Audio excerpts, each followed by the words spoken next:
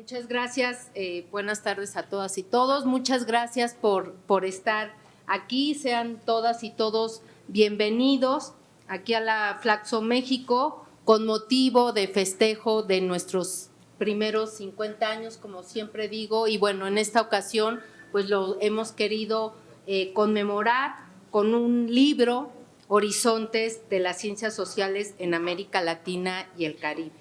Agradezco de verdad, sinceramente, que nos acompañe Ana Covarrubias, recientemente nombrada, designada presidenta del Colegio de México. Nuevamente muchas felicidades. Agradezco también que nos acompañe Miguel Armando López Leiva, bueno, son colegas la doctora Ana Covarrubias, el doctor Miguel Armando López Leiva, coordinador de Humanidades de la Universidad Nacional Autónoma de México, y de la casa, de nuestra casa, la doctora Graciela Benzuzán. Igualmente, pues agradezco a todos nuestros colegas, a nuestros estudiantes, a los colegas de fuera que nos acompañan. Muchas gracias por estar aquí.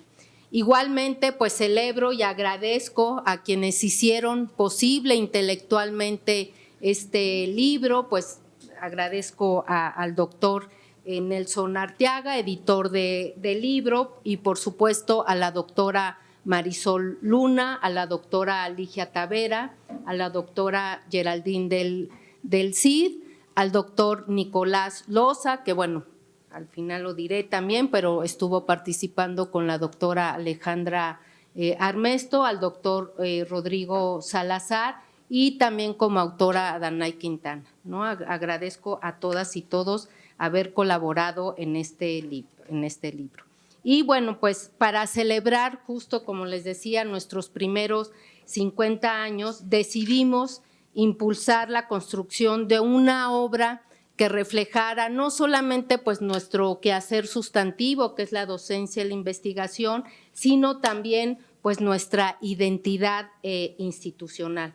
Así que pues nos dimos a la tarea, bueno, somos muchos, en realidad es un proyecto institucional que se hizo gracias al compromiso, a la responsabilidad del doctor Nelson Arteaga y por supuesto de todos los coordinadores de los capítulos, quienes a su vez invitaron a colegas también de aquí de la Flaxo, de otras instituciones nacionales e internacionales en América Latina. Hoy en realidad por nuestros 50 años quiero hacer un recuento de reconocimientos y agradecimientos porque este libro conmemorativo es parte o está articulado a otros dos proyectos institucionales, ¿no? Uno es, lo habrán leído, el debate renovado innovador de las ciencias sociales, y el otro es nuestra cátedra Flaxo México, ¿no?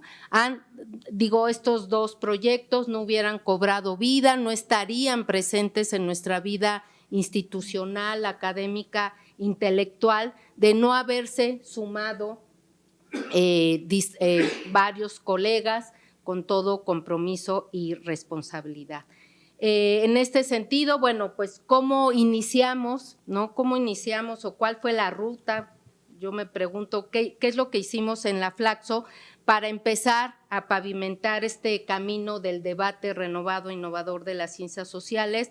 Pues en primer lugar, inauguramos y compartimos en el inicio de un curso escolar, eso ya fue en 2018, 2020, y en aquella ocasión pues convocamos al detonador de este debate renovado, innovador de las ciencias sociales. Y la pregunta fue, ¿por qué un debate renovado, innovador de las ciencias sociales? Y en esa ocasión aceptaron participar, y agradezco nuevamente a las doctoras Mónica Casalet, a Alicia Puyana, a Cecilia Bóves y al doctor Rodrigo Salazar.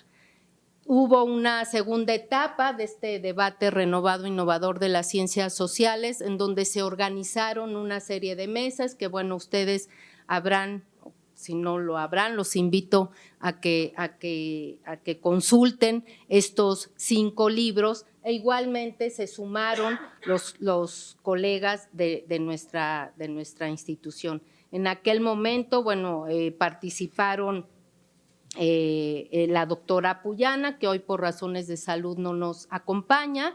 También una de las mesas lo coordinó el doctor Fernando Cortés, igualmente el doctor Nelson Arteaga y Ligia Tavera la parte de sociología, el doctor Rodrigo Salazar la parte de política y políticas públicas y el doctor Francisco Valdés. Por su parte, digamos, y bueno, a todos ustedes, muchas gracias por haberse sumado, ¿no?, a este proyecto institucional. Por su parte, también tenemos y está viva, ¿no?, la Cátedra Flaxo México, y igual está viva porque varios de los colegas de la Flaxo y de otras instituciones se han sumado a este proyecto.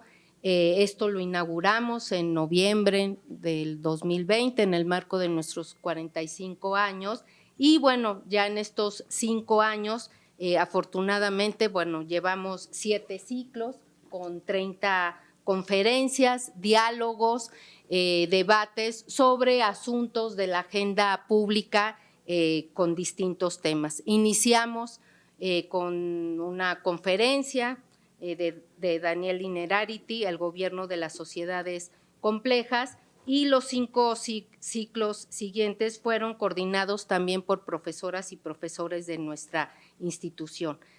Agradezco también nuevamente al doctor Francisco Valdés, al doctor Raúl Pacheco Vega, que fue una de las cátedras más numerosas con los temas de metodología de fronteras, también al doctor Nelson Arteaga nuevamente, a la doctora Liliana Martínez y al doctor Santiago Carazale, al doctor Nelson Flores y también a la doctora Graciela Benzuzán con una de las cátedras más recientes, y a Mauricio Dusage, tenemos ahorita la cátedra abierta sobre temas de administración pública. A todas y todos ustedes, pues muchas gracias. Y para cerrar, quiero agradecer de nueva cuenta la participación y colaboración de los colegas que se sumaron a este proyecto de Horizontes de las Ciencias Sociales en América Latina, que hoy da vida y nos da mucho gusto. Y bueno, estamos muy inquietas, bueno, o muy interesados de escucharlo. Nuevamente quiero agradecer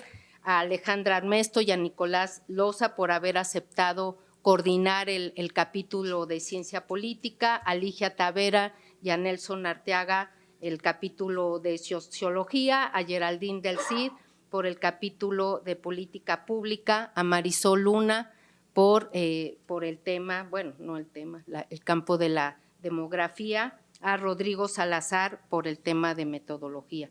Y por supuesto, pues agradezco de todo corazón a las y a los autores de otras instituciones y de otros países que son parte de este libro. Y por último, quiero agradecer, bueno, por último, aunque no es al último, agradecer a Gisela González, coordinadora de publicaciones, por hacer posible este libro, por siempre a todo su equipo, siempre por estar muy preocupada del cuidado editorial, de las portadas, que ha gustado muchísimo, ya he oído muchos comentarios, así que pues sin más, muchas gracias a todas y todos.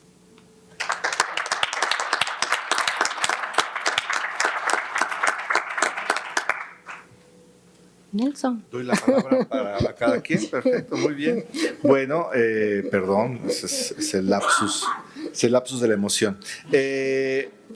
Pues muchísimas gracias a todas y todos por estar aquí. Y a continuación haremos la presentación del libro que, como ya bien comentó Gloria, estará a cargo tanto de Ana Covarrubias como de Graciela Benzuzán y de Miguel Armando López Leiva. Y pues sin más, le daremos la palabra al doctor Miguel Armando López Leiva. Miguel Armando, por favor.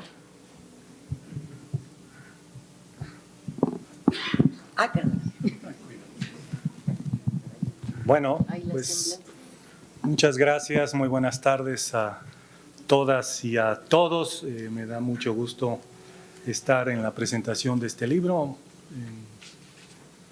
Quizás el lugar común es decir que uno regresa a una de sus casas, pero bueno, creo que por los últimos años y el tipo de interacción que ha habido con la autora del Castillo, pues he seguido por acá y me da mucho gusto que ahora en una oportunidad menos de, digamos, de funcionario académico y más de académico pueda estar en esta ocasión en la Flaxo. Me acordaba aquí, ya voy a empezar con las añoranzas, pero todavía me acordaba, te acordarás que aquí antes era el comedor, famoso comedor, cosa que no, nadie se lo puede imaginar, pero bueno, eran otros tiempos y la comida era horrible, como dice Cecilia. Y bueno, me da mucho gusto, todo para decir que me da gusto y agradecerle a la doctora del Castillo que me permite estar en esta presentación. Gracias a Gloria Nelson Arteaga, muchas gracias, un colega con el que también les recordaba yo, tuvimos oportunidad de compartir un tiempo, una agenda de investigación en el Instituto de Investigaciones Sociales, por lo cual me agrada la idea de presentar un libro sobre una agenda de investigación. Y desde luego compartí el espacio con la doctora Ana Covarrubias, presidenta del Colegio de México. Felicidades nuevamente. Y la doctora Graciela Benzuzán, a quien también ya tenía oportunidad de conocer tiempo atrás.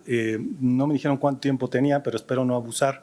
Escribí algo que me puede llevar un poco más de 10 minutos, pero la improvisación no es uno de mis dones, entonces prefiero leer y ser un poco más preciso en lo que voy a decir. Y desde luego me da gusto pues ver a muchos colegas, muchas y muchos colegas que conozco de tiempo atrás y con los que hemos compartido distintas iniciativas y experiencias, incluso que varios me dieron clase y no voy a decir quiénes, para que no se sientan mal. Pero bueno, la tarea de pensar y proponer una agenda de investigación no puede menos que ser pertinente y celebro que hoy en la presentación de este libro la tengamos como una pieza central de la actividad de la Flaxo México en sus 50 años. Como lo señalé cuando me correspondió organizar e impulsar una agenda, la del Instituto de Investigaciones Sociales hace ya algunos años, entre 2018 y 2019, construir una agenda implica 3 desafíos.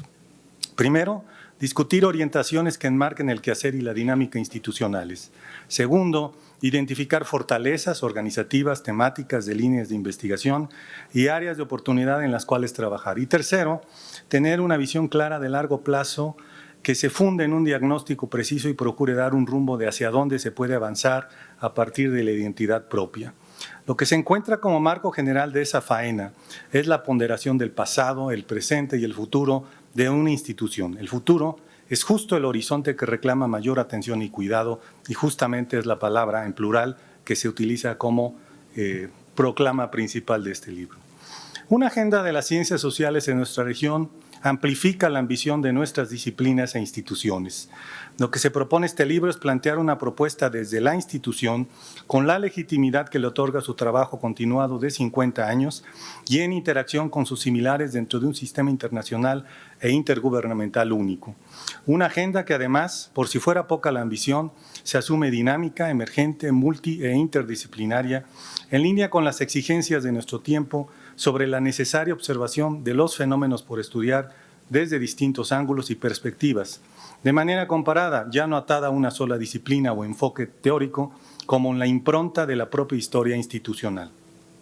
Es importante precisar, a pesar de que parezca obvio, no hay una sola agenda de investigación, no puede haber una sola agenda de investigación, sino agendas en plural.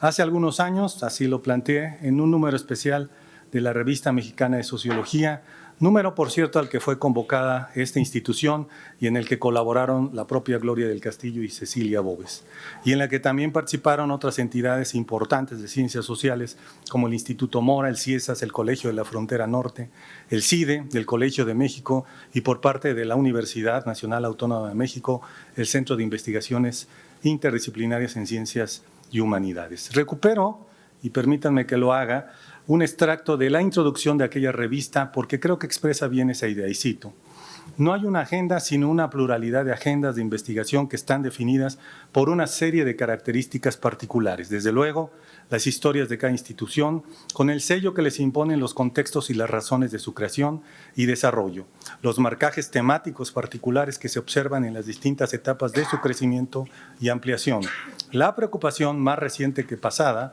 por la multi-inter-transdisciplina, no solo entre las disciplinas que integran las ciencias sociales, la tensión entre los propósitos de la ciencia básica y la aplicada, entre la generación de conocimiento como fin y la incidencia pública del conocimiento que se produce, y la vinculación cada vez más necesaria de la investigación, los temas, los seminarios y los proyectos con la impartición de docencia, en especial en los programas de posgrado. Cierro esa cita. Desde luego, existen iniciativas importantes, como los informes sobre las ciencias sociales en el mundo de la UNESCO, de poner a discusión ciertos problemas desde los miradores múltiples de las ciencias y las humanidades. Empero, son ejercicios de jerarquización de problemas de relevancia, sin duda, valiosos en sí mismos, pero no necesariamente generalizables. Así, una agenda se plantea temas por abordar, problemas por investigar, teorías por explorar o desarrollar, enfoques metodológicos por trabajar, todo ello desde la propia historia de cada institución que se lo propone, pues en ella existen tradiciones de investigación asentadas, áreas y líneas de investigación consolidadas y formatos organizativos propios que gestionan la labor académica y que le influyen. Por ello, habrá instituciones cuyo fuerte sean los estudios migratorios, por ejemplo, o las desigualdades, mientras que otras destaquen por los análisis sobre seguridad pública o violencias. Aunque siempre existe la intención razonable por buscar el equilibrio entre áreas o líneas de investigación a partir de ciertas disciplinas, las marcas de las trayectorias institucionales siempre quedan y favorecen a unas sobre otras. Lejos de ser un defecto, es una ventaja comparativa que conviene aprovechar. No son pocos los ejemplos sobre construcción de agenda o de agendas. En la UNAM, por ejemplo, en el Plan de Desarrollo Institucional se contempla como uno de sus proyectos una agenda de investigación en humanidades y ciencias sociales que responda a los problemas nacionales en línea con los 17 Objetivos de Desarrollo Sostenible de la Agenda 2030. En el Colegio de México se han impulsado iniciativas vinculadas con la actualización de la Agenda de Investigación en Ciencias Sociales y Humanidades con temas que cruzan a varios de sus centros. En la UAM, en su agenda institucional con miras al 2030, se está impulsando la investigación con orientaciones transversales sobre los temas de relevancia nacional, tanto los existentes como los emergentes. En el Colegio de la Frontera Norte se observa como parte de su agenda la generación de propuestas sobre la medición de fenómenos, investigación sostenible, reconceptualizaciones o análisis sobre la política científica. Cada institución a sus tiempos, rescatando sus tradiciones de investigación, evaluando su potencial institucional, mirando al futuro, mirando a los horizontes. Con lo anterior, quiero decir que las instituciones académicas se encuentran en revisión, ajuste y proyección constantes de sus agendas, en respuesta a dinámicas nacionales e internacionales, lo cual a su vez debe hacerse cuidando la institucionalidad y la identidad, por lo que todas las agendas exitosas suponen un trabajo científico serio y riguroso, pero también participación plural de sus comunidades. En ese marco, ahora sí entro al libro, debe leerse el aporte del libro que hoy presentamos. Los capítulos que lo componen son resultado de una trayectoria bien delineada y de la identificación de temas torales para las ciencias sociales. Como siempre, uno podrá querer que haya uno u otro, pero no va a ser mi tarea hacerla de dictaminador y decir qué se debe agregar o qué no se debe agregar. Plantearé mi lectura del libro en sus términos.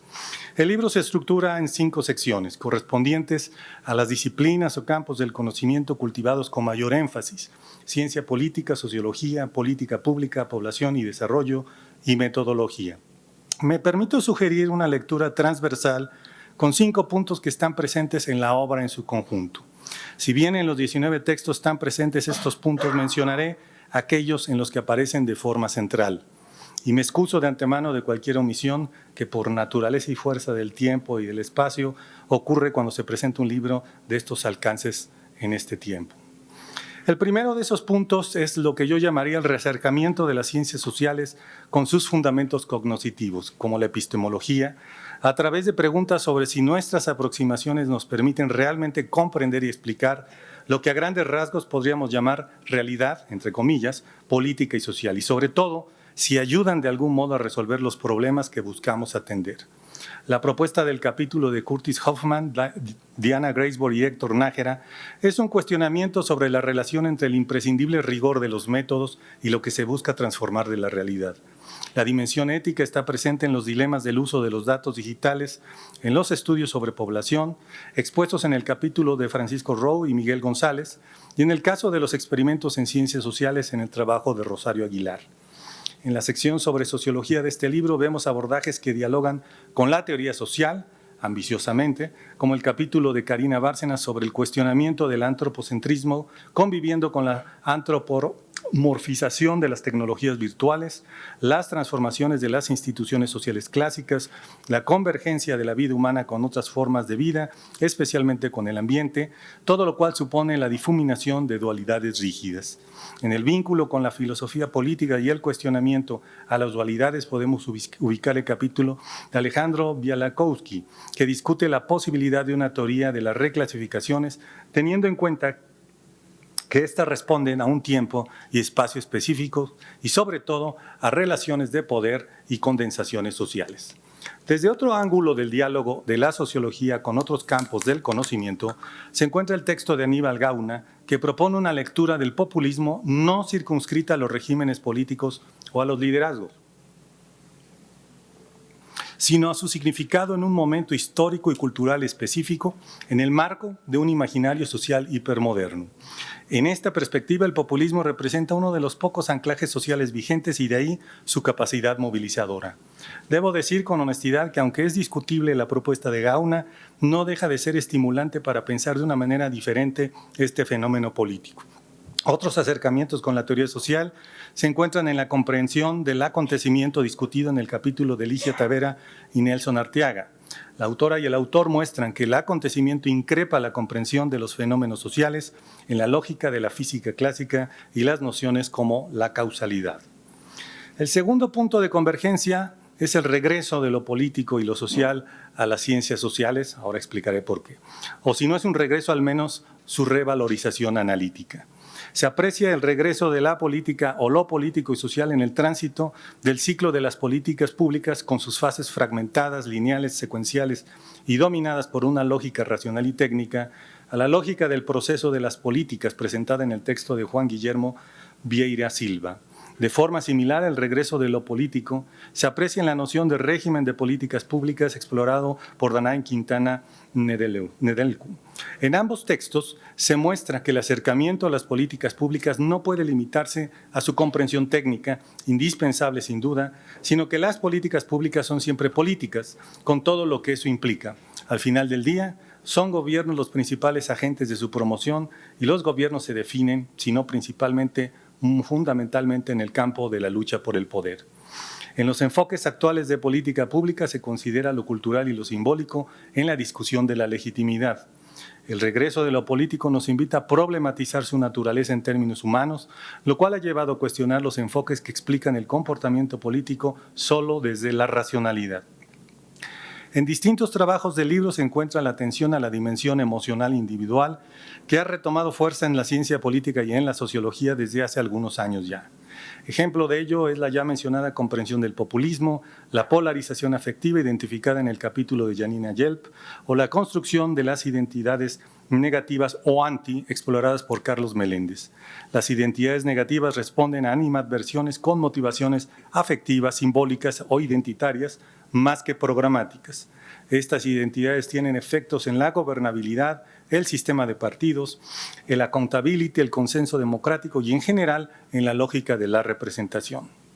En todos los trabajos está presente, y este es el tercer eje de lectura, la noción de la complejidad de lo político y lo social y con ello la amplitud de las explicaciones como en la propuesta de explicaciones configurativas o la combinación de factores para un resultado, perspectiva que define el análisis cualitativo comparado o QCA, retratado por Diego Solís Delgadillo. El regreso de lo político, el cuestionamiento de las acciones predominantemente racionales y la complejidad institucional se expresan bien en el capítulo de Rodrigo Salazar Elena sobre la reelección consecutiva del Poder Ejecutivo, la cual teóricamente tendría que generar una rendición de cuentas virtuosa. Sin embargo, en la práctica nos dice, bajo ciertas condiciones económicas y anclajes institucionales, deviene en un resultado no deseado para las democracias.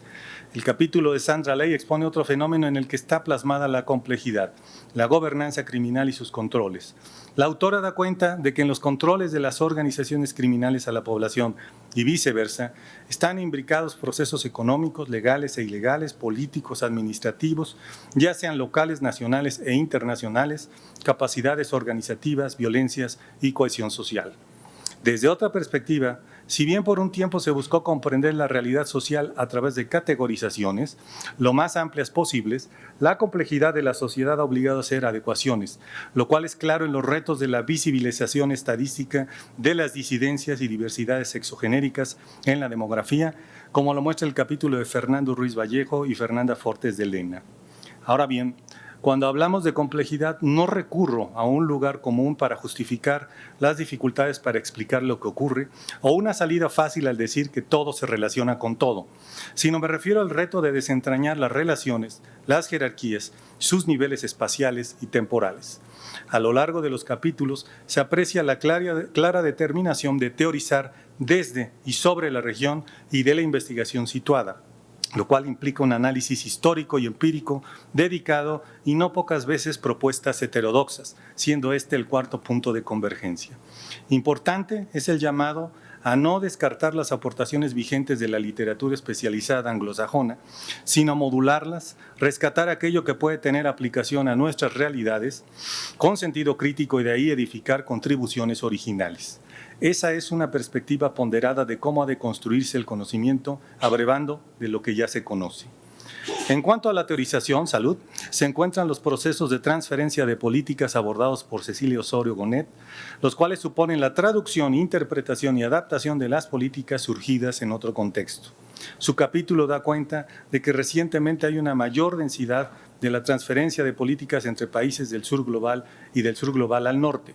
De forma relacionada se encuentran las agendas comparadas y su proceso de construcción evidenciadas por el trabajo de Felipe Brasil. La investigación situada remite necesariamente a las dimensiones espaciotemporales y dentro de ellas a la noción de territorio en el estudio de las poblaciones humanas. El capítulo de Karen Viviana Rendón Osorio muestra el vínculo entre las condiciones ambientales y las dinámicas poblacionales. En este sentido, encontramos también el trabajo sobre el papel de México en el corredor migratorio Centro-Norteamérica de Andrea Bautista León y Genaro Cruz Salas, que retratan las razones para migrar más allá de las económicas, así como las particularidades del aumento de la migración de mujeres, niños y personas LGBTIQI+. Vale la pena precisar, como señalan Alejandra Armesto y Nicolás Loza en su presentación a la primera sección, que la investigación situada no busca promover explicaciones parroquiales, sino conocer a profundidad la realidad para llegar a explicaciones generales. Este conocimiento denso y situado, con la comprensión de lo específico, permite posteriormente proceder de forma comparada fuera de la realidad nacional, como queda patente en los capítulos sobre la gobernanza criminal, la reelección como rendición de cuentas perversa, la visibilización estadística de la población LGBTQI+, los mecanismos institucionales innovadores en distintos países para temperar la polarización o sobre política pública. Por último, todos los trabajos tienen como base la crítica a concepciones aparentemente incuestionables o dominantes. Vemos a través de los textos distintas problematizaciones a concepciones o ideas que se habían convertido en hegemónicas y que en realidad requieren mayor investigación u observaciones desde otros ángulos, por ejemplo, la centralidad de la vida humana, la racionalidad del comportamiento político, la posibilidad de reducir lo político a ciclos con fases delimitadas claramente, los resultados inequívocos de conceptos como la rendición de cuentas, la posibilidad de que sea solo el Estado el que controle el narcotráfico, las distorsiones en el modelo principal agente y específicamente del sujeto como agente, el principio de causalidad o la atribución subjetiva de sentido. Además de estos puntos de convergencia, los artículos pueden dialogar entre sí con independencia de sus propósitos, atendiendo su disposición temática. Así, pondré dos ejemplos. El populismo encuentra una veta interesante de estudio cuando se piensa en su raigambre social y cultural, lo que ayuda a explicar por qué hay una disposición o pulsión latente de apoyo a estos liderazgos o movimientos. Coyunturalmente, la creación de identidades negativas se encuentran, perdón por la expresión, un caldo de cultivo cuando situaciones críticas posibilitan la emergencia de ese fenómeno. De ahí que no haya explicación ideológica posible para el populismo, sino un cambio en el electorado y en la forma de asumir o experimentar la política por parte de la ciudadanía. O bien, los cambios en la lógica de la representación y de la propia rendición de cuentas que se exploran en dos de los capítulos de este libro podrían comprenderse mejor si nuestra valoración de los resultados esperables por la ciudadanía se apreciara desde las fallas o los déficits de las políticas públicas vistas desde las tensiones políticas y económicas que enfrentan los gobiernos. Estos son solo algunos de los puntos comunes o diálogos que me han parecido los más destacables, desde luego hay muchos más, porque permiten observar en conjunto a la obra. Una agenda de investigación como esta que comentamos hoy no pierde de vista lo esencial de nuestra labor. Estudiamos para entender, para comprender, para explicar y para contribuir a solucionar problemas. Y para ello construimos conocimiento que buscamos sea original, pertinente y, de ser el caso, aplicable a distintos contextos. Una agenda orienta en esa búsqueda, imprime sentido al quehacer de la institución y distingue el trabajo científico de sus pares institucionales. Felicito a la Flaxo por esta publicación que honra sus 50 años de vida, apostando por plantear horizontes a nuestras disciplinas y a campos de conocimiento. El libro será, sin duda, un referente indispensable para pensar México y la región latinoamericana y del Caribe mediante esta especie de mapa de un lugar abierto y con muchos recovecos denominado Ciencias Sociales. Muchas gracias.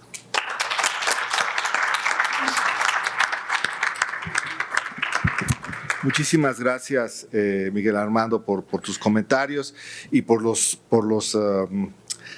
la síntesis, digamos, desde tu visión de lo que puede aportar este texto. Y a continuación le daríamos la palabra a la doctora Graciela Benzuzán, profesora investigadora de la UAM Xochimilco y profesora de tiempo parcial en la Flaxo México. Por favor. Sí, muchísimas gracias. Bueno, un gusto estar aquí con todos ustedes. Perdón, no sé si está prendido, ¿verdad? Sí, espérate que lo voy a acercar. Empiezo agradeciendo muchísimo a Nelson Arteaga, por supuesto, como editor del libro Horizontes de las Ciencias Sociales en América Latina y el Caribe, y a nuestra directora, Gloria del Castillo, por la oportunidad de comentar algunas de las principales contribuciones de los autores de este libro. Bueno, ya comentó pues aquí el compañero cómo se integra el libro, no lo voy a repetir. Quiero agregar la importancia que tiene el prólogo de Gloria y Nelson, porque de alguna manera nos recorre en la trayectoria de la investigación en la Flaxo en los últimos años y nos pone de alguna manera en la pista de cuáles son las intenciones del libro que nos ocupa. Yo me voy a concentrar principalmente, a diferencia de lo que hizo acá Miguel Armando, yo me voy a concentrar en los capítulos de la sección de Ciencia Política con referencias, porque efectivamente hay un diálogo muy importante en el libro a otros capítulos de la obra, pero ya no con la misma profundidad.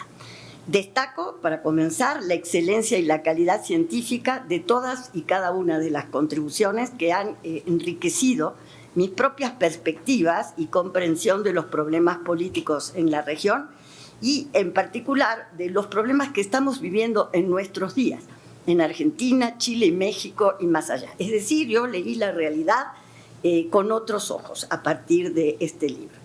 Comienzo, por tanto, enmarcando la parte del libro en lo que, de alguna manera, me voy a concentrar en la agenda de investigación actual y emergente de la ciencia política a la luz de una revisión rápida de algunos handbooks recientes vinculados a estas temáticas. Bueno, la ciencia política contemporánea atraviesa un momento de transición crítica. Tras décadas de expansión y especialización caracterizada por un boom de productividad sin precedentes, especialmente en el estudio de las instituciones, la disciplina ha entrado en una fase de autocrítica y reajuste.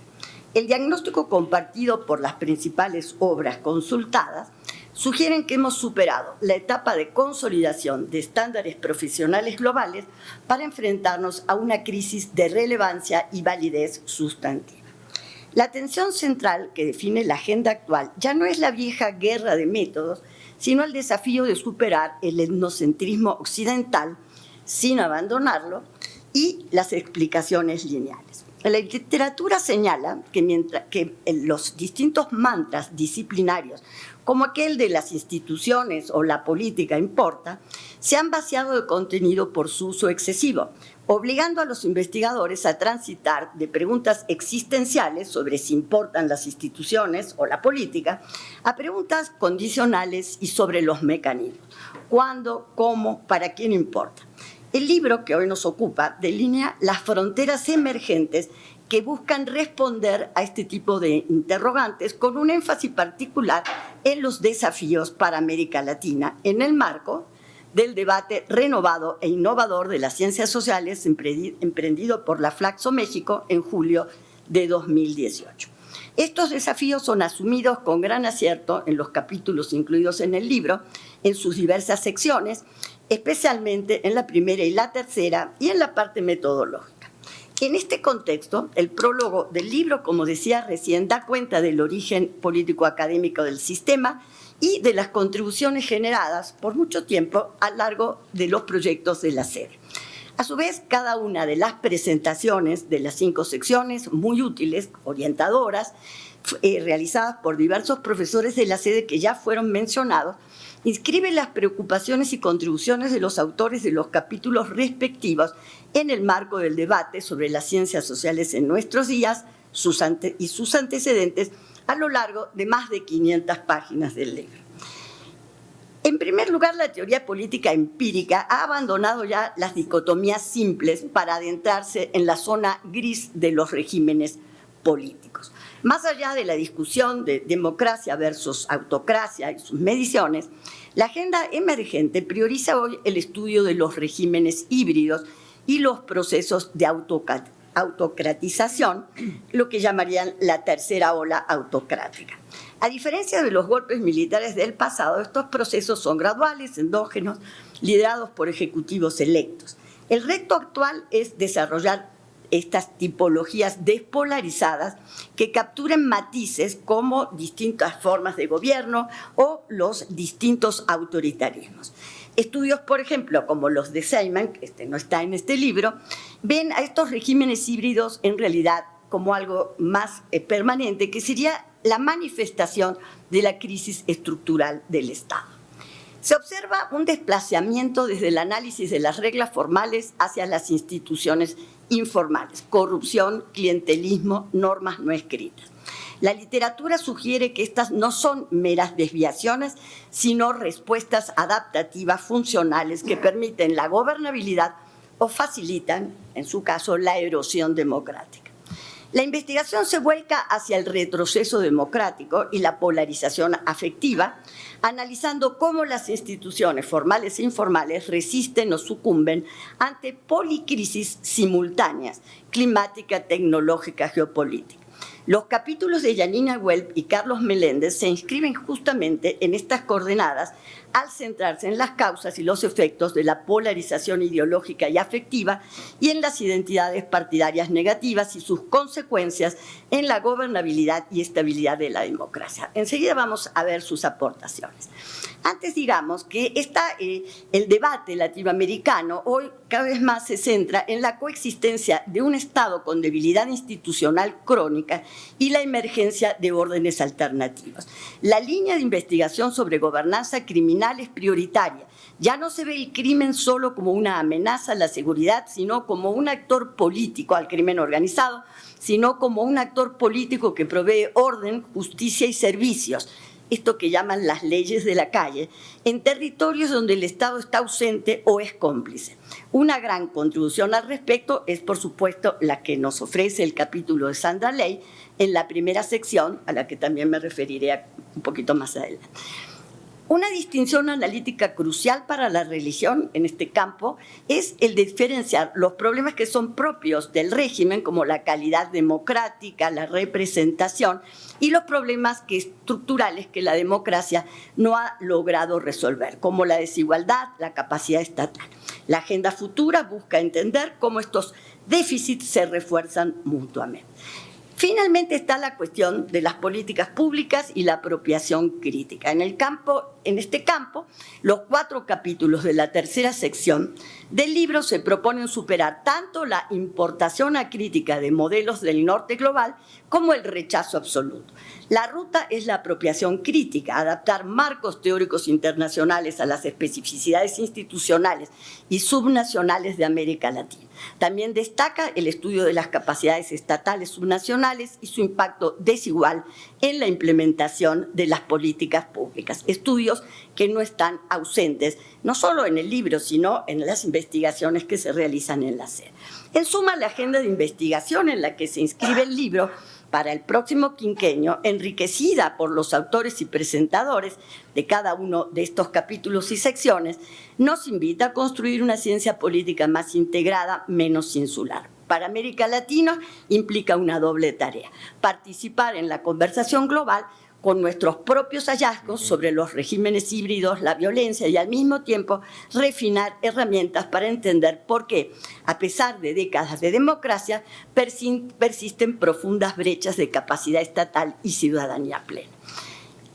Como nos proponen en este libro de manera muy inteligente los coordinadores, el editor, Gloria y él, que presentan el prólogo, y los autores de los 19 capítulos del libro, evidentemente tenemos que estos problemas son los que ocupan no solo a la institución, sino, como mostró muy bien el compañero, a otras instituciones, y suponen, por supuesto, un abordaje científico y al mismo tiempo, pues, como se ha explicado, incorporando lo político y situándolo en espacio y tiempo. Comenzando con el capítulo de Sandra Ley, es muy importante ver cómo el crimen organizado en América Latina se ha multiplicado y expandido más allá del mercado de las drogas, posicionándose como actor político con capacidad de incidir en elecciones y en la administración pública local. Este capítulo examina los avances de la literatura sobre gobernanza criminal y presenta una interesante propuesta para entender los controles que estos regímenes pueden incorporar, dando aquí, a diferencia de otros estudios que se revisan, mayor peso al papel de la sociedad civil y con un enfoque en la región latinoamericana. Hay que recordar que en su libro, el libro de Sandra con Guillermo Trejo de 2022, Votos, Drogas y Violencia, explicaban este avance de la violencia y la delincuencia organizada en los problemas heredados de las transiciones políticas a la democracia en la región y especialmente a nivel subnacional. Advierte cómo tanto la ciencia política, la economía, la criminología, así como la sociología han permitido entender los intereses políticos de los grupos de delincuencia organizada y su capacidad para incidir en elecciones y en la política pública local. Hace una definición, no voy a presentarla, pero lo importante es que muestra que la gobernanza criminal no es un fenómeno dicotómico, sino de grado, con distintos niveles de complejidad, profundización y combinación de estrategias.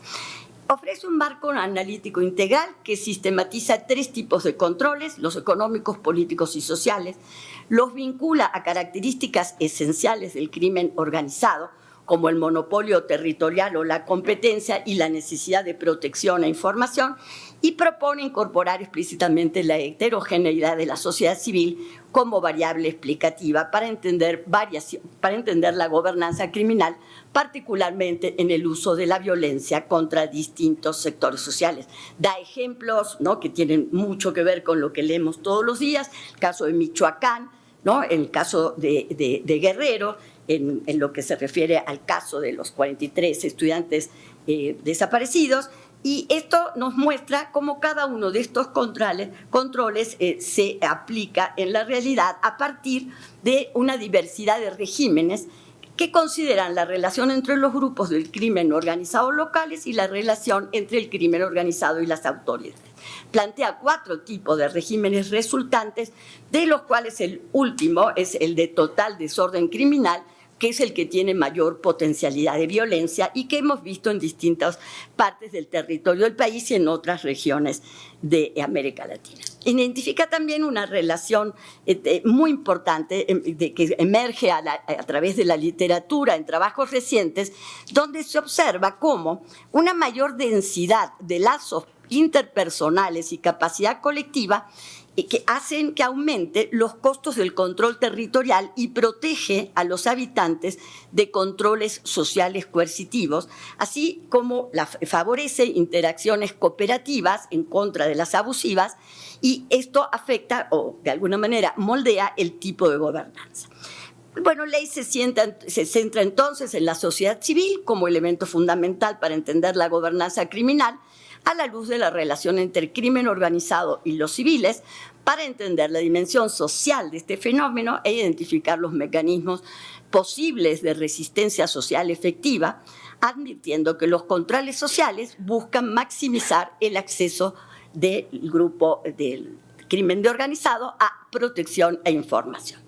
Bueno, no voy a detenerme en otros aspectos, pero creo que es importantísimo cómo se combinan una serie de variables y a su vez cómo se utilizan diferentes, en la literatura existente, aproximaciones metodológicas, tanto de tipo cualitativo, con observación, entrevistas, estudios de caso y rastreo de procesos, y cómo hay ciertos sesgos en esta investigación, geográficos, y que tienen que ver con que la concentración en estudios urbanos, vacíos regionales y demás. Finalmente, subraya la importancia de conjuntar los esfuerzos entre academia y sociedad civil para generación de datos y evidencias sobre fenómenos complejos como este y que están en constante evolución. Muy relacionado con otros de los artículos del libro está el de Janine Welp sobre deliberación democrática contra la polarización política. Ella aborda la pregunta central de si las asambleas ciudadanas sorteadas pueden funcionar como antídoto contra la polarización política contemporánea.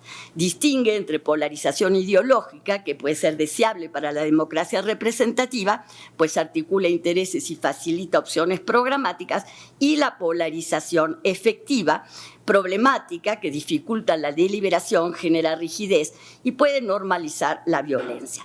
Las asambleas ciudadanas sorteadas se proponen como estrategia para mitigar efectos perniciosos de la polarización afectiva, incorporando sectores excluidos y promoviendo la deliberación democrática. Con base en otros autores, identifica tres dimensiones de la relación entre estos aspectos. Una es la erosión democrática por polarización, el surgimiento de polarización por crisis democráticas y el fortalecimiento democrático por polarización. Es decir, no se ve de manera lineal esta cuestión. Entre los aspectos negativos que generaría erosión democrática, esto es una de las consecuencias, cuando las diferencias se alinean en una única dimensión, nosotros versus ellos.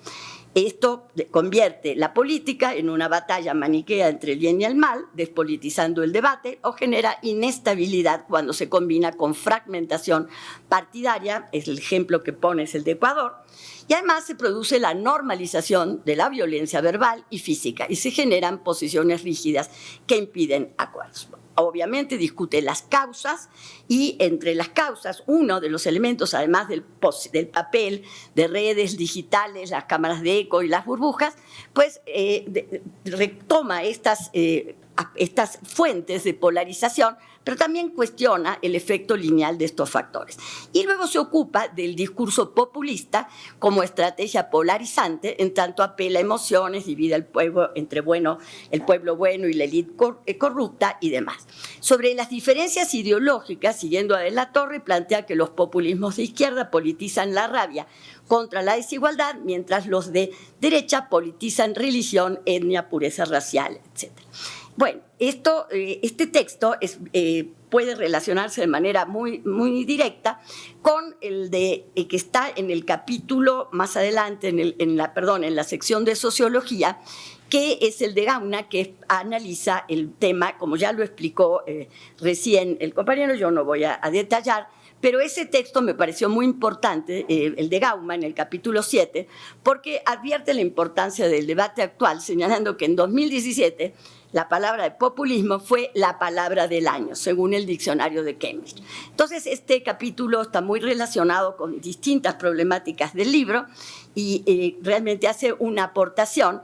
Y yo diría que esa aportación, que tiene este enfoque cultural, que es una perspectiva analítica, debe completarse, y también lo señala el autor, con una visión más institucional de lo que significa el populismo, con aportaciones como el propio De la Torre ha hecho sobre América Latina, o de manera más global, el caso de las aportaciones de Nadia Urbinati sobre el tema del populismo.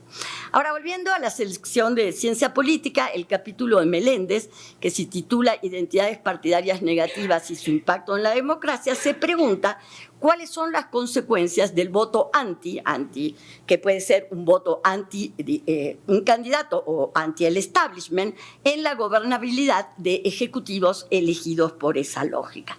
Plantea como premisa fundamental que quienes se relacionan con la política basados en rechazos partidarios producen un mandato distinto, constituyendo una representación política por defecto que tergiversa las premisas del accountability democrático y profundiza la crisis de representación. Su argumento principal es que los desafíos de la estabilidad democrática en América Latina se fundan en el declive de identidades partidarias positivas y la autonomía y extensión que ganan las negativas, transformando el sentido original de voto de elegir entre opciones a descartar entre opciones. El texto de Rodrigo Salazar, titulado Rendición de cuentas realmente perversa, parte de que la reelección presidencial inmediata en América Latina ha generado debates muy importantes desde las primeras reformas en Perú, Argentina y Brasil.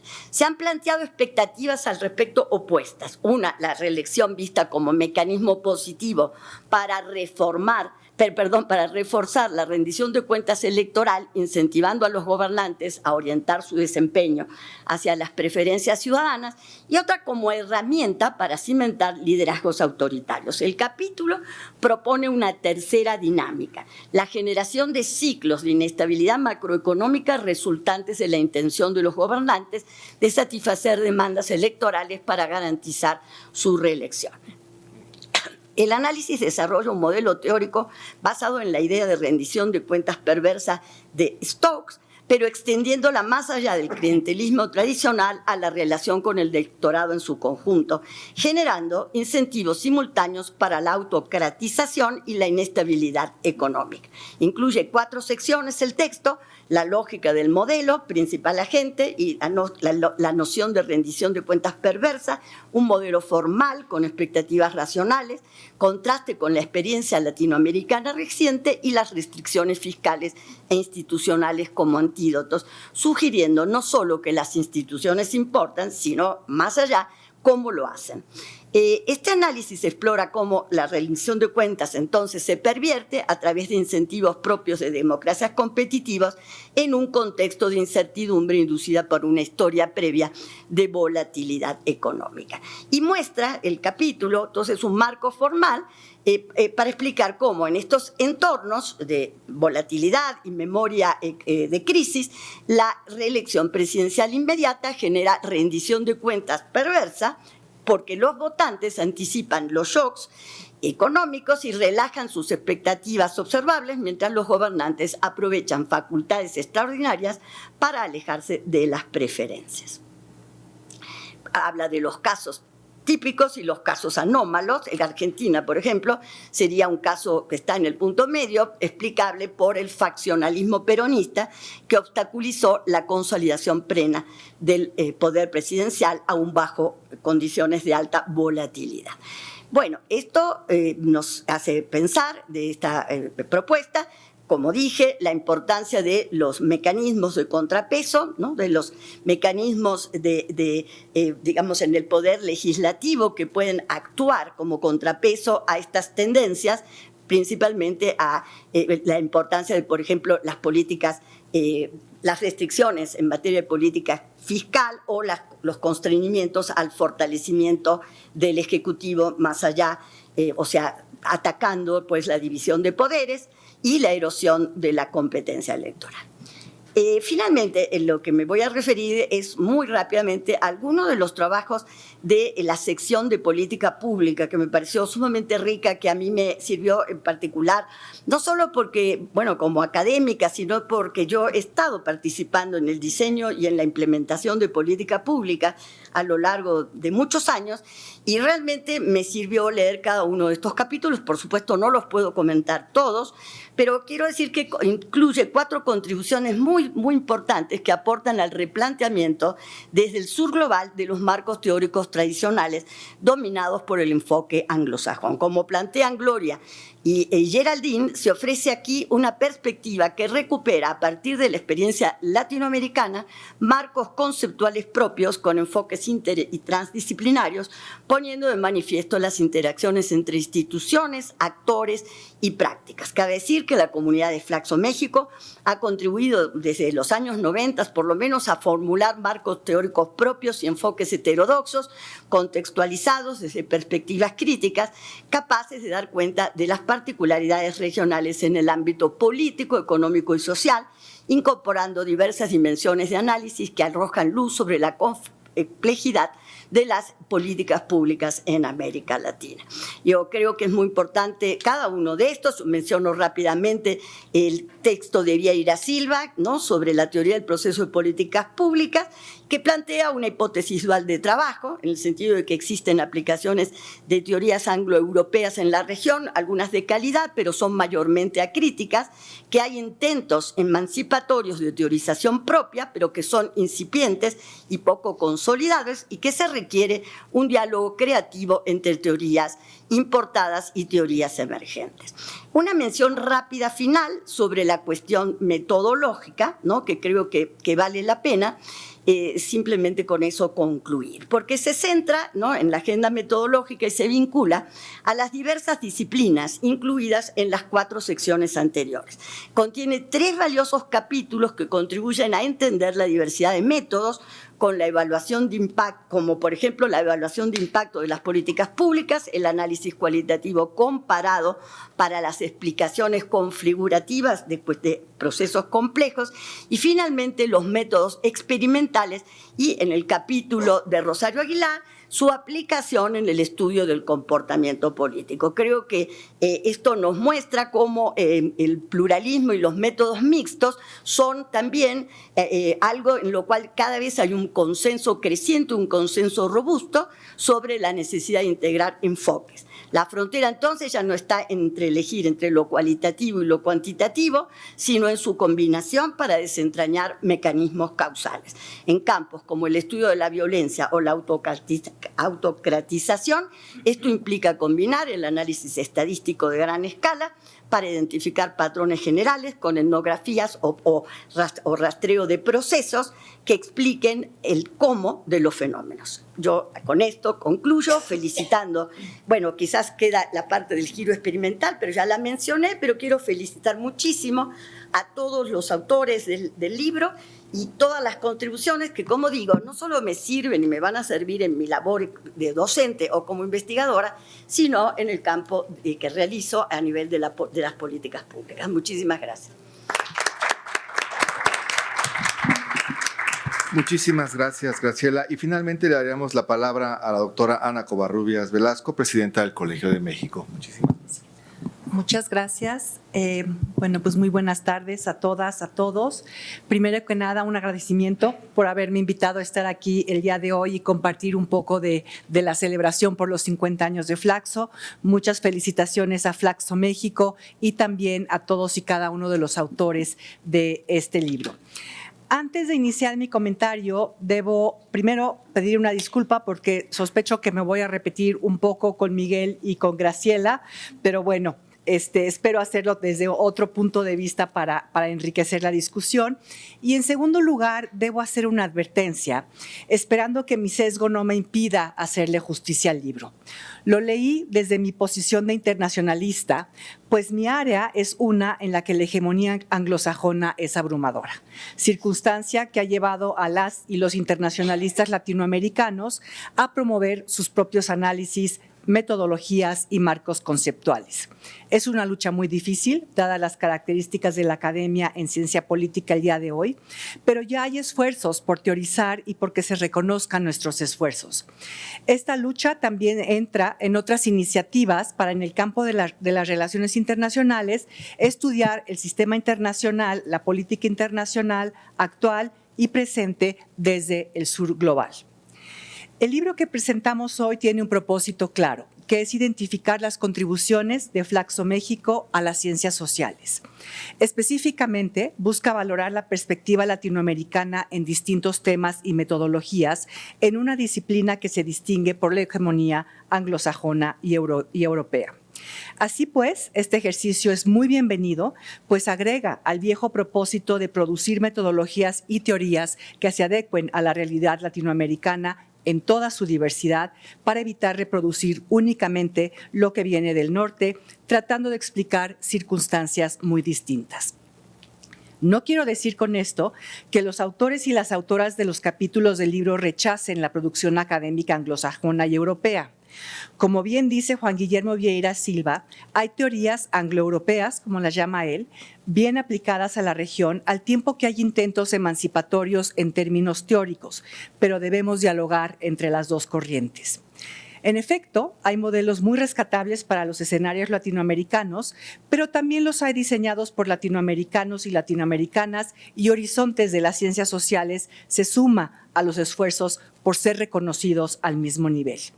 En palabras de Gloria del Castillo y Nelson Arteaga, y cito, las ciencias sociales latinoamericanas, como todas en el mundo, registran al menos dos caras, una asociada a sus contextos políticos de distintos niveles y otra claramente orientada a la evolución incesante de su carácter científico. Fin de la cita. En esta frase se combina, creo yo, el propósito doble del libro: identificar las peculiaridades latinoamericanas y producir conocimiento científico como motor de cambio. Refiriéndose a las políticas públicas, del Castillo y del Cid, también exponen muy bien de qué se trata la reflexión general del texto. Se preguntan, y cito, ¿cómo pueden las ciencias sociales en América Latina repensar las políticas públicas desde una perspectiva crítica, plural y contextualizada que reconozca la complejidad inherente a los problemas públicos? ¿Cuáles son los marcos teóricos, metodológicos y políticos más adecuados para desentrañar las relaciones de poder, resistencia y exclusión que configuran el campo de las políticas públicas en América Latina? ¿Qué aprendizajes pueden extraerse del análisis comparado de las experiencias regionales para construir horizontes analíticos propios que dialoguen con las necesidades y demandas de nuestras sociedades? Fin de la cita.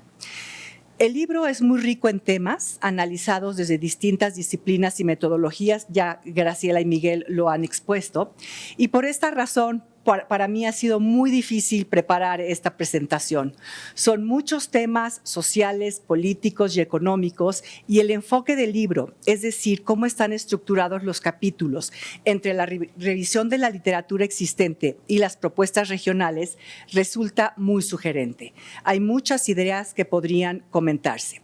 Me temo que no podré hablar capítulo por capítulo, pues sería una presentación interminable, y pido una disculpa porque hablaré más sobre los capítulos de la sección de ciencia política, como lo hizo Graciela, políticas públicas, como lo hizo Graciela, y el tema migratorio en población y desarrollo, pues son las disciplinas más afines a lo que yo hago.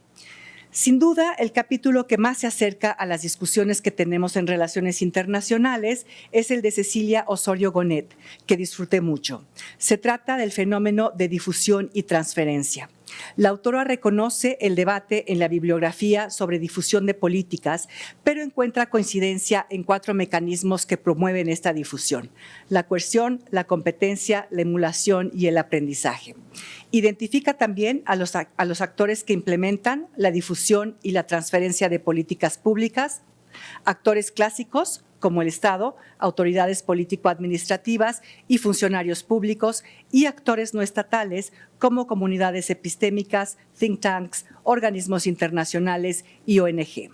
La autora finalmente analiza las contribuciones latinoamericanas a la bibliografía sobre el tema, en especial autores brasileños que tratan temas de política exterior, y aquí abro un paréntesis. En relaciones internacionales, quienes más teorizan y quienes más las estudian conceptualmente son justamente los sudamericanos.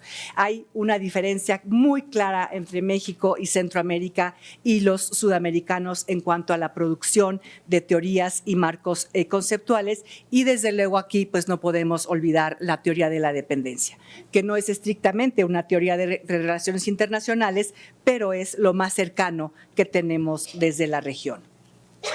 Dejando de lado por un momento la parte teórica y metodológica, el texto expone mucho de la problemática de América Latina.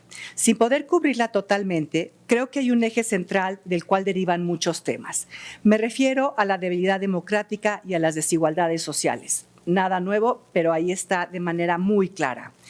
Algunos de los capítulos de la sección de Ciencia Política y Sociología exponen claramente la debilidad de las instituciones democráticas, presidencias fuertes, contrapesos débiles, cuestionamiento del sistema de partidos y polarización política y social. Janina Welp arguye que la polarización, que ella llama afectiva, es decir, fuertemente emocional, que impulsa noticias falsas. Lo que tenemos, nos dice ella, son burbujas y cámaras de eco, según las cuales la disonancia cognitiva produce enojo y la ratificación placer. Esto se asocia al declive democrático. Cuando el adversario político es el enemigo, no hay posibilidad de diálogo. Algo que me parece muy interesante y que debo subrayar es que, según Welp, el auge actual de la polarización estuvo precedido por la convergencia que dominó la escena política en los años 90. Lo que tenemos ahora es una polarización muy ideológica con componentes afectivos y culturales. En sus palabras, y cito, la relación entre polarización y democracia es bidireccional y está condicionada por otras variables como las crisis económicas, la emergencia de nuevos partidos y o de liderazgos populistas y el sistema de medios de comunicación, entre otras. Fin de la cita. El debate, entonces, se convierte en una lucha maniquea entre el bien y el mal, el pueblo bueno y la élite corrupta. Carlos Meléndez no lo expresa directamente, pero creo que su análisis de identidades partidarias negativas se vincula muy bien a la polarización afectiva. Uno vota por un presidente por el rechazo a su rival, no por un proyecto de gobierno, pertenencia o afinidad al partido del candidato. Esto genera problemas de gobernabilidad, pues no se traduce en mayorías legislativas o en aprobación presidencial. Surge en sistemas partidarios de baja institucionalización y de débil arraigo partidario. La identidad anti-establishment, sin embargo, nos dice el autor, no es lo mismo que será partidario, pero el sistema democrático se basa en la relación de accountability-representación. El voto, nos recuerda, es la herramienta clave para la construcción de la representación política y, por lo tanto, de la rendición de cuentas. El votante anti alguien no busca la representación en términos de programa de gobierno y, por lo tanto, no puede exigir la rendición de cuentas. La identidad anti-establishment se moviliza por la destrucción de la oferta partidaria tal como está. En otras palabras, la destrucción del sistema. El presidente no tiene apoyo para poner en marcha su agenda de gobierno. Tal como lo arguye Welp, las narrativas se vuelven polarizantes, ellos contra nosotros. No hay posibilidad de consensos. Y regresamos al populismo, que para Aníbal Gauna se define, y cito, como un fenómeno cultural que rápidamente se combina con la esfera política institucional, que surgió tras las grandes transformaciones de la modernidad, que exaltaron la soberanía popular y convirtieron al ciudadano común en protagonista. El populismo surgió como una significación secundaria del imaginario social moderno que deriva de la soberanía popular como significación central. No tiene referencias específicas sobre la organización de la política, siendo una imagen moral movilizadora que enfrenta al pueblo con las élites. El populismo tiene una nueva función en el imaginario social actual como mecanismo de anclaje simbólico ante la fuerza centrífuga del caos hipermoderno. La nueva saga del populismo se sostiene en la personalización de la realidad social cotidiana. Hay una nueva escenificación del pueblo contra las élites. Y finalmente, el populismo ofrece una imagen simplificadora del mundo con una oferta extrema de identidades. Fin de la cita. Para algunos autores, nos dice Gauna, el populismo del siglo XXI ha sido una reacción a la globalización, la inmigración y la degradación del estatus de grupos dominantes. Puede ser, desde luego, de derecha o de izquierda. Arguye que predomina la visión del populismo como ideología en donde el pueblo personificado por un líder moviliza. Al conversar con Welp, Gauna nos reitera que las representaciones del pueblo y las élites son idealizadas. Subraya, sin embargo, que el populismo surge como una idea derivada de la soberanía popular y trasciende lo socioeconómico, lo político y lo ideológico. Soberanía por la imagen del autogobierno. Cito nuevamente, la gente común tiene el derecho de crear, guiar, gobernar su propia vida. El populismo se nutre de esta significación imaginaria central con la cual se instituye la democracia. Fin de la cita. Finalmente, me parece muy importante subrayar la idea de Gauna en el sentido de que el populismo de hoy no es simple demagogia, sino que debe entenderse desde la cuestión del significado. En este marco de debilidad institucional destaco dos problemas que no me atrevo a decir que son causados por el declive de la democracia y la polarización, porque no lo dicen así los autores, pero que suman a la complejidad de la problemática de nuestros países: el crimen organizado y la migración. Sandra Ley, como ya nos ha dicho Graciela, analiza la gobernanza criminal en México, es decir, el control territorial y de recursos para aumentar rentas, relación colaborativa o de enfrentamiento entre el crimen y el Estado, los vínculos del crimen con la comunidad y las interacciones entre los grupos criminales. La cito en una frase muy reveladora que toma de Lessing. Cita, el crimen organizado busca gobernar a los civiles por múltiples razones: aumentar las ganancias, obtener influencia política, reducir la exposición a la policía y la represión, disuadir a la competencia, entre otras. Fin de la cita. La gobernanza criminal supone la imposición de reglas del comportamiento de las organizaciones criminales entre sus miembros y en la ciudadanía que habita en territorios controlados por ellas, e incluso con autoridades legalmente establecidas, presencia del Estado y debilidad de instituciones. Y la violencia que conlleva la gobernanza criminal es uno de los factores que provocan la migración. Andrea Bautista León y Genaro Cruz Salas estudian a México como parte del corredor migratorio Centro-Norteamérica y destacan que en este tema sí se han desarrollado teorías que explican la migración desde el punto de vista de los países expulsores y de tránsito, especialmente en los movimientos sur-sur. Así pues, no puede hablarse de la expulsión de población por razones principalmente económicas, sino que hay factores políticos, sociales y ambientales propios de los países en desarrollo. La migración sur-sur es mayoritariamente temporal, circular, con altos índices de retorno, y los migrantes normalmente se insertan en mercados laborales informales o con baja protección institucional. El endurecimiento global de las políticas migratorias, por gobiernos populistas o no, ha sido detonante fundamental para el surgimiento y consolidación de las caravanas como las que hemos visto en México. Hoy, nos dicen los autores, la migración responde a motivos económicos, cambio climático, violencia e inestabilidad política en el corredor Centro-Norteamérica. Concluyo con una oración de los autores que me parece es muy desalentadora, y cito: la implementación de políticas efectivas en México enfrenta obstáculos a nivel local debido a la disparidad en capacidades, recursos y coordinación intergubernamental, lo que fragmenta los sistemas de protección y limita el diseño de políticas integrales. Fin de la cita.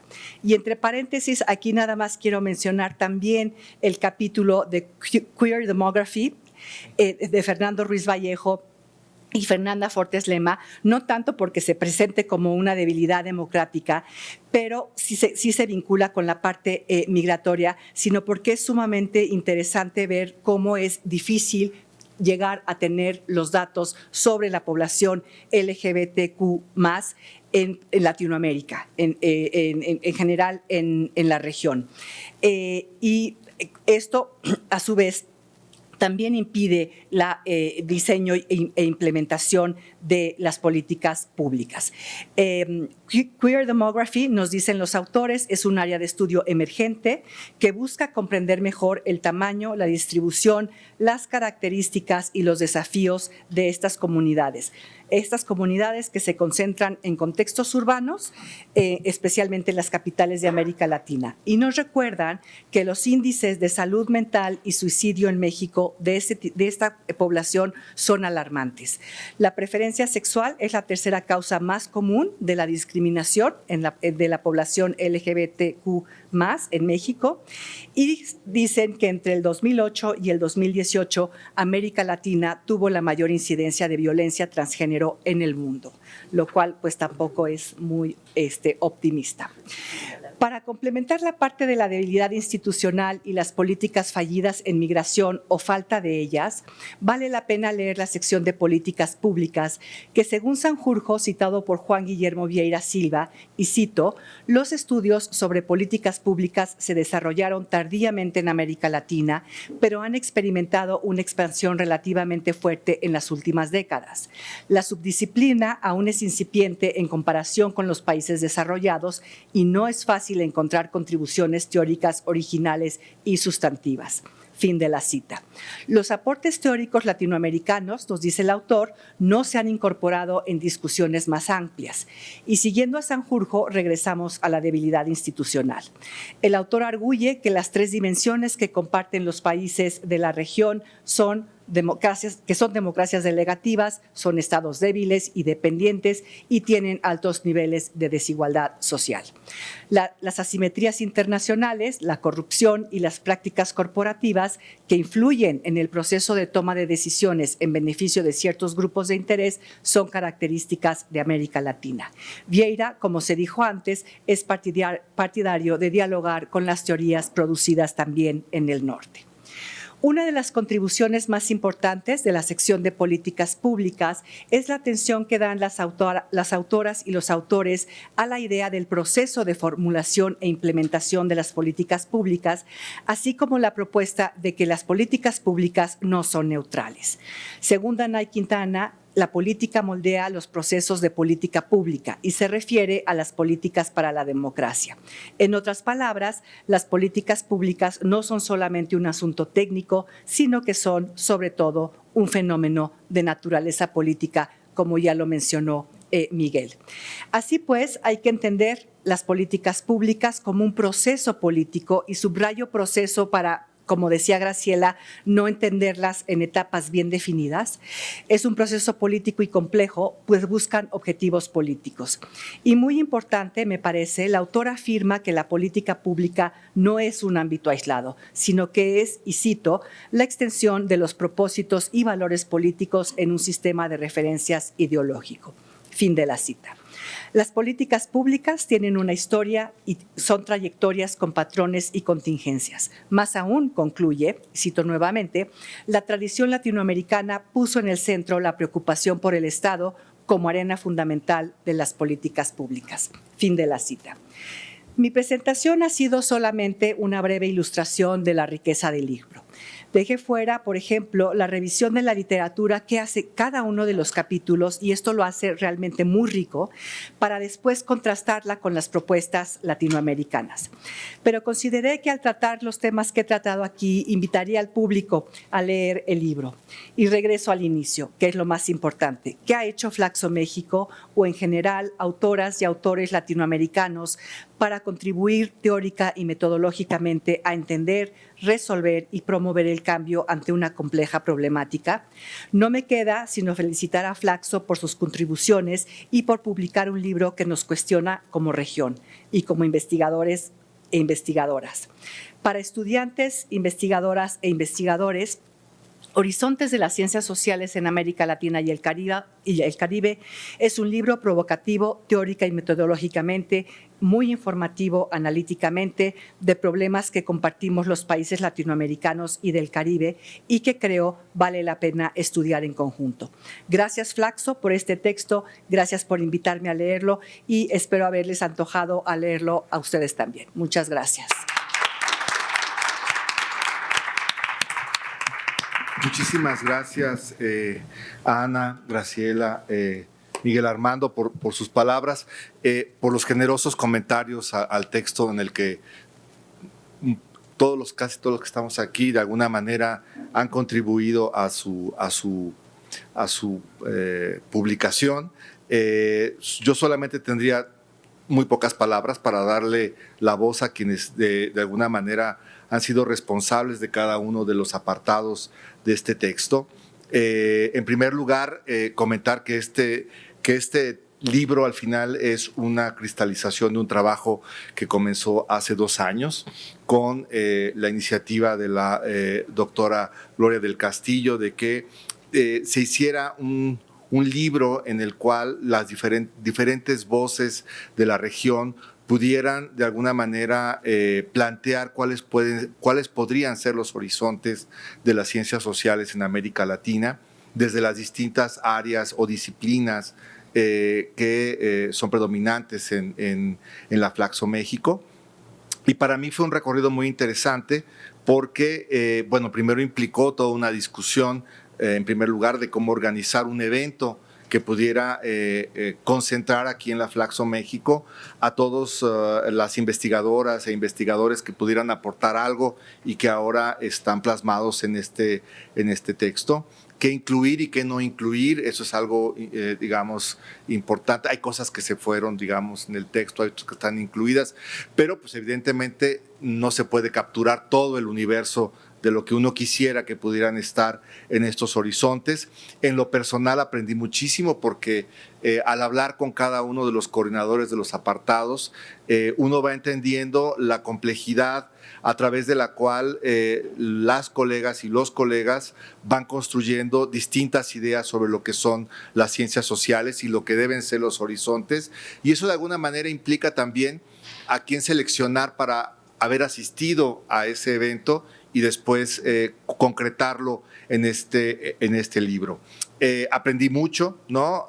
Discutí mucho con los coordinadores sobre elementos que están en nuestra vida cotidiana como investigadores y como profesores. ¿Hay causalidad en las ciencias sociales o no? ¿No? Por ejemplo, hay, elementos que tanto el peso cultural o no, la metodología que se debe seguir, ¿no? Recuerdo particularmente una discusión, lástima que no está por acá, nos pudo acompañar, pero recuerdo mucho una discusión que tuve con Alejandra Armesto sobre qué quiere decir teoría para ella y para mí. Nos aventamos 45 minutos allá abajo. Fue una discusión interesantísima en el cual llegamos a un punto intermedio, ¿no?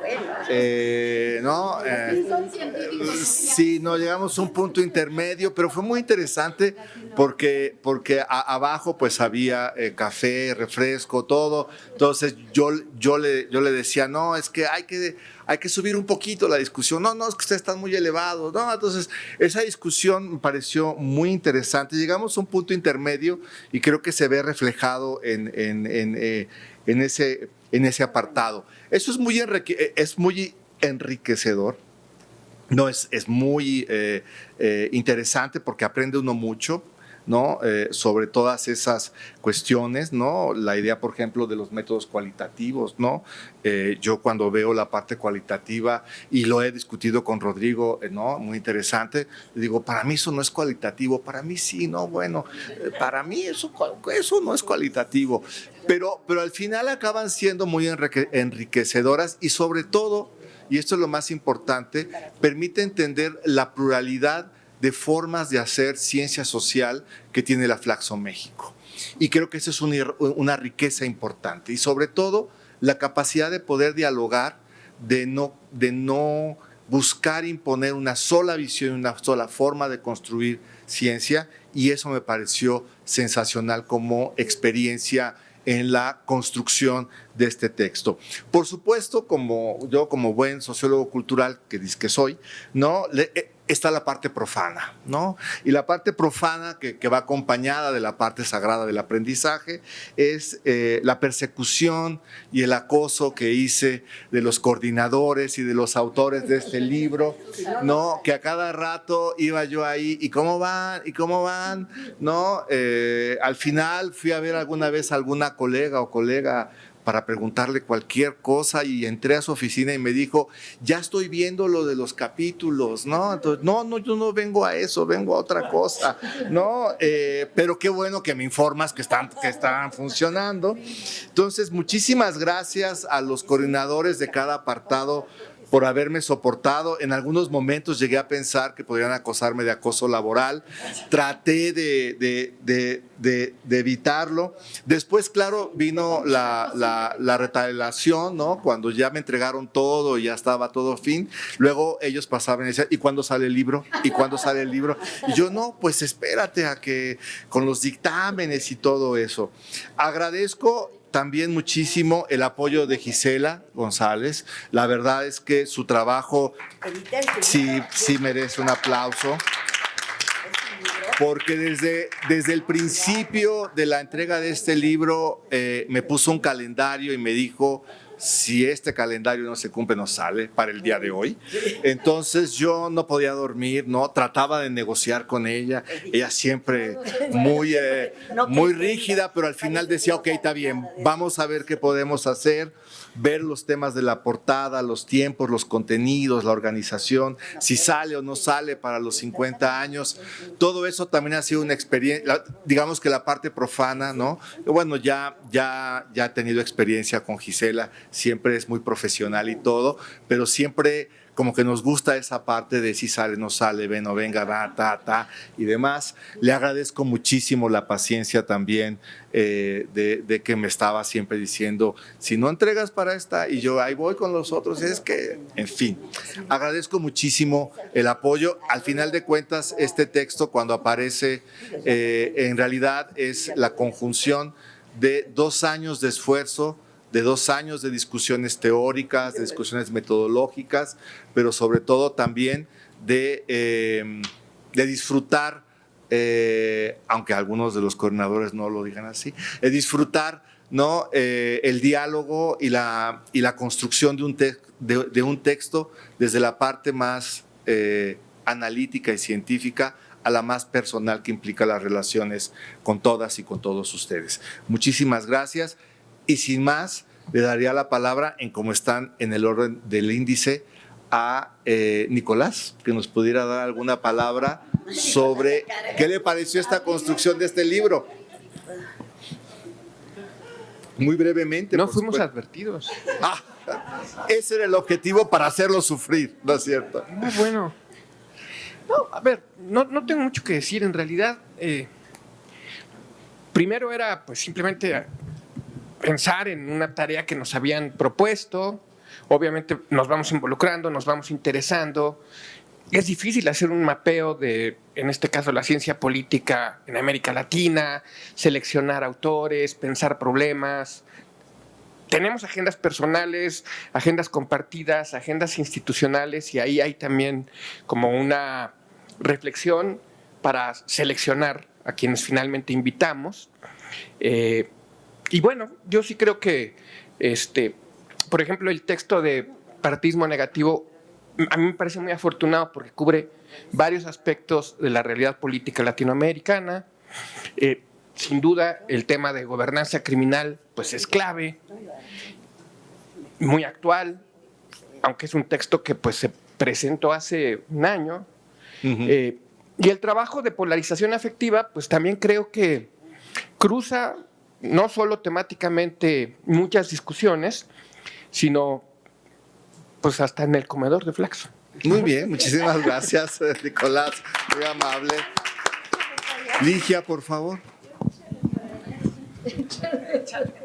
No te libres. Muchas gracias, Nelson. Muchas gracias a todas las personas que están aquí al frente de esta sala por sus comentarios, por su lectura atenta de un libro muy extenso, que como ya lo dijo la doctora Covarrubias, toca muchos temas. enfoques, etcétera. Yo también lo disfruté mucho junto con Nelson. La parte también complicada de cumplir las fechas pues nunca es tan agradable, pero sin esa contención creo que no llegamos. Los textos de la parte de sociología me parecen unos textos muy interesantes. Ya se mencionaron algunos, ¿no? La relación con lo no humano, con otras alteridades, muy interesante. La cuestión de la polarización, bueno, es un tema que es transversal, ¿no? A varias disciplinas. La cuestión de cómo pensar en categorías, ¿no? También es muy llamativa. Creo que uno de los aspectos más interesantes del libro es la invitación que hace a pensar desde distintos lugares y a revisitar o a revisar categorías, enfoques, aproximaciones teóricas, conceptuales y metodológicas desde la experiencia latinoamericana, ¿no? Y creo que ese es un aporte muy importante y pienso que es una gran manera de conmemorar los 50 años de la Flaxo México. Muchas gracias. Gracias, Ligia. Geraldine, por favor, si es tan amable. No, pues yo también me sumo a compartir cómo fue un gusto co-coordinarlo, porque lo coordinamos en conjunto con la doctora del Castillo.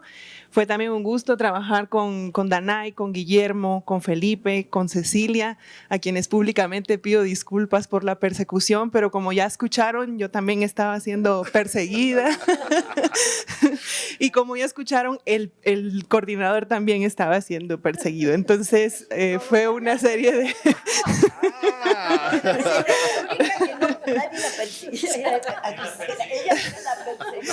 Y sin duda alguna ha sido una gran experiencia, sobre todo para la reflexión y la autorreflexión en nuestras respectivas áreas de investigación y de docencia.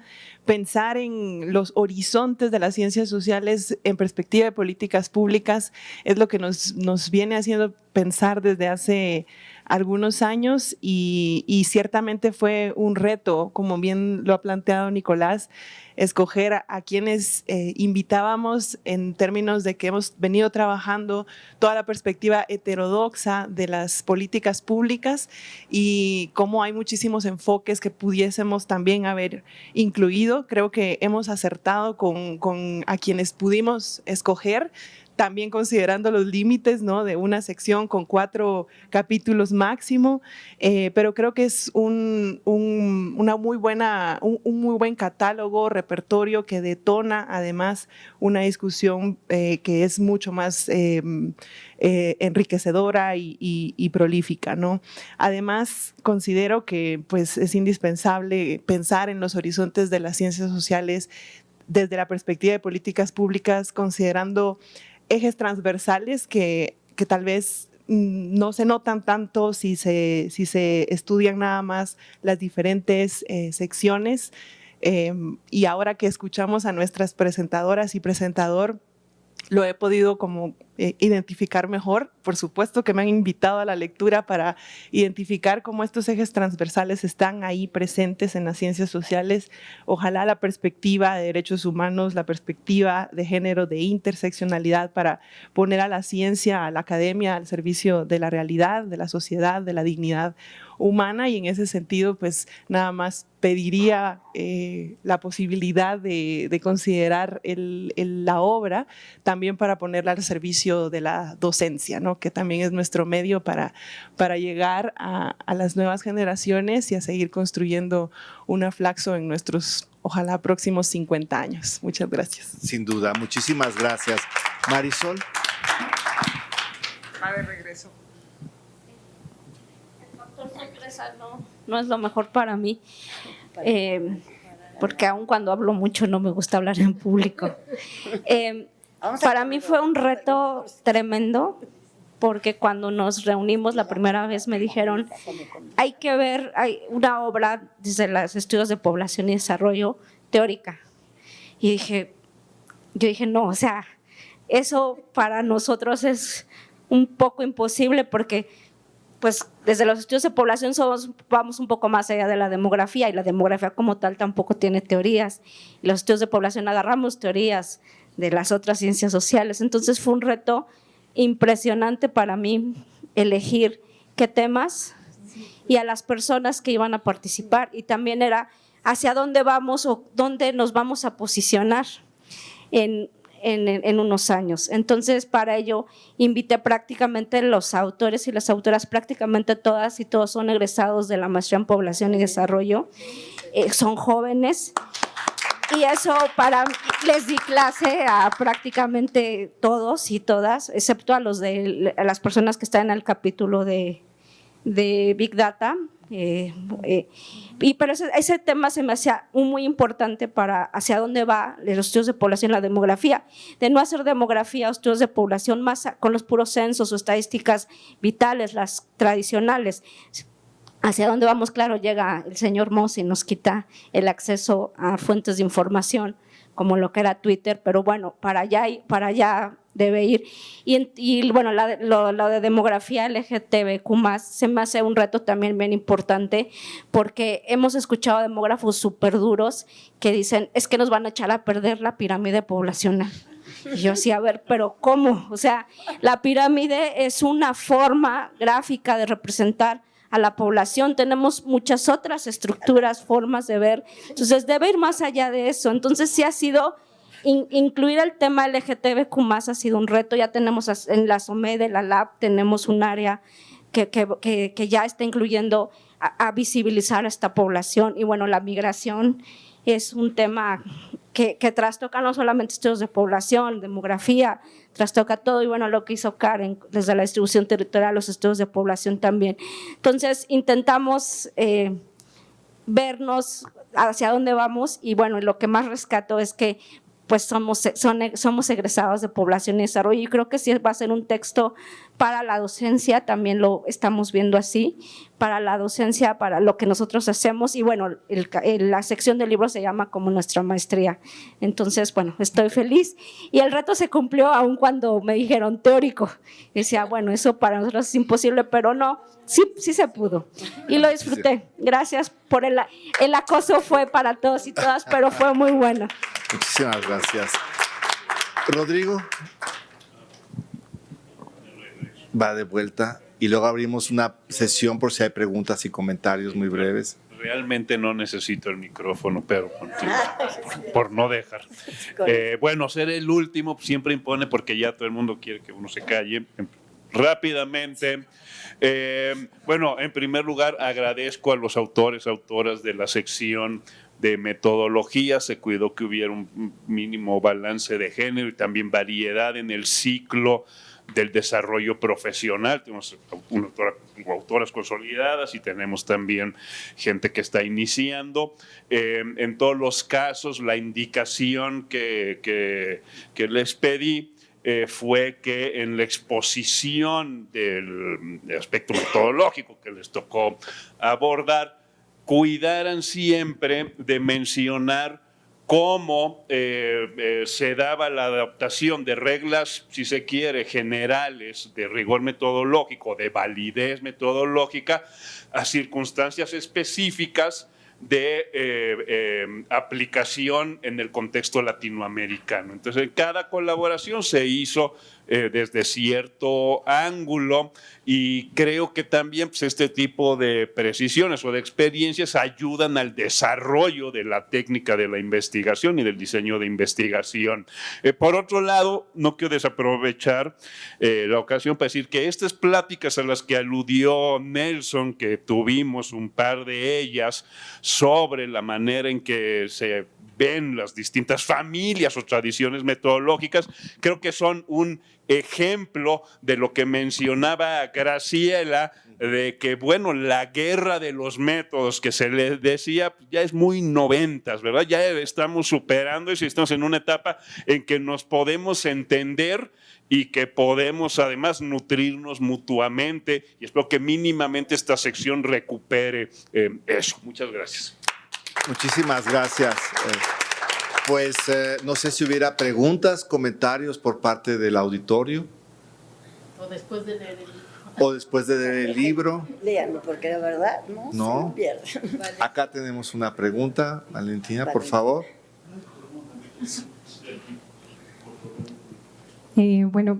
Buenas tardes a todos. Yo me sumo a las felicitaciones tanto del editor como de todos los autores del libro, y me pareció muy interesante, como dijo Geraldine, esta contribución que hacen los comentaristas, porque hacen esta intersección entre todos los temas del libro.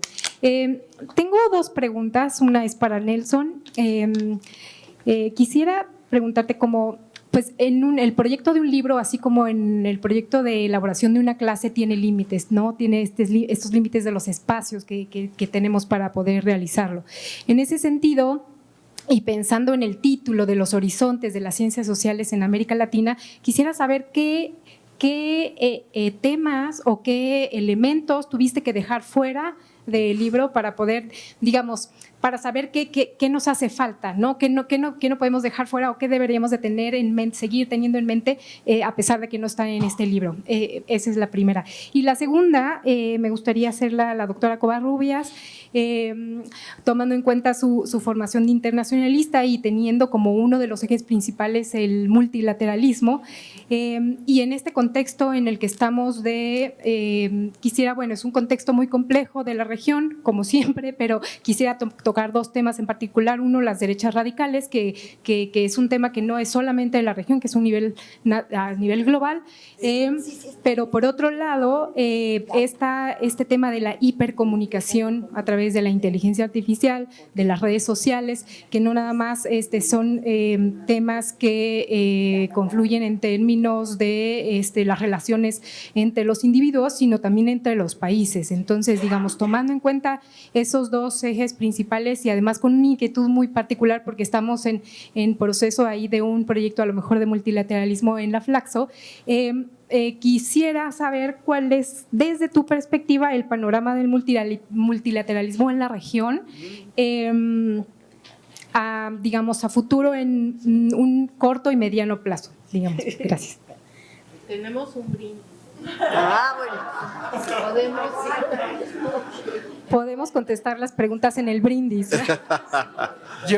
Yo nada más quisiera hacer un comentario rapidísimo. Soy Raúl Pacheco Vega, soy profesor investigador de aquí de la Flaxo. Gracias, Graciela, Miguel Armando, Gloria, Ana, Nelson.